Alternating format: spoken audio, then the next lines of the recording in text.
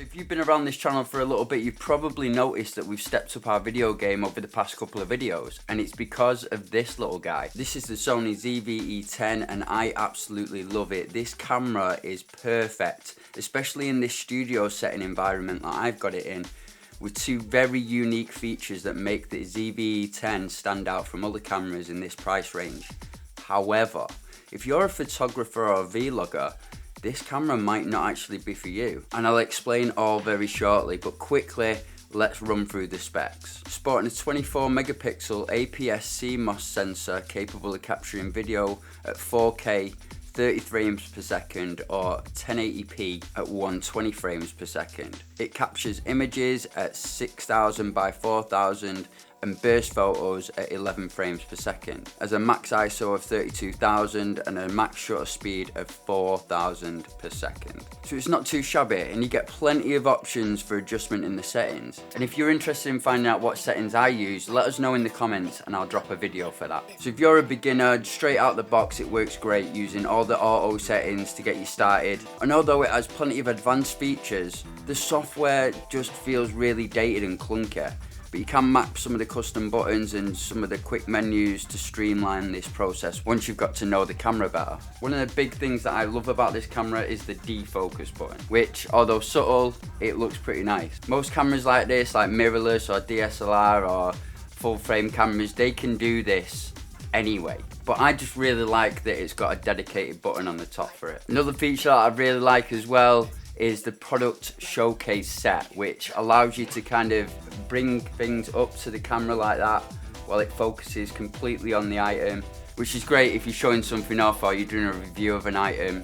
That really helps set that focus. The autofocus system on the ZV E10 is very impressive. It recognises 420 facial points and it does really well at subject tracking even in low light. What is usually the on and off switch for most of the Sony cameras is actually a zoom rocker switch on the ZV E10. It also has a really large record button on the top of the camera, which I prefer, whereas a lot of these cameras have it on the grip and it's just a really awkward place to put it, I think. The LCD display is fully articulating, so you can pretty much have it at any angle you need. But a problem here is the screen isn't the brightest. For some reason, the only touch controls that they've implemented into the display is for the tracking control, which is a shame because it would have been good to navigate through the menus using the touchscreen, but I'm reckoning this is probably because it's using that outdated software. The E-mount system grants you access to a variety of lenses for any occasion, and if you've got a powered lens you can control the lens through the camera, like the 16 to 15mm lens that comes with the ZV E10L bundle.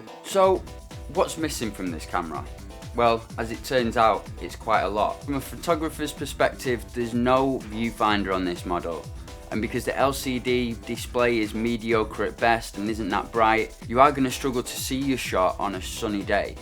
And not having an inbuilt flash either, you might struggle taking some night shots. I'd recommend a Sony a6400. It's around the same price range with the same capability, but it's got the viewfinder and it's also got the flash. But unfortunately it doesn't stop there. The ZV E10 whole promotional material is that it's a vlogging camera. It even says so in the box, but it doesn't have any in-body stabilization.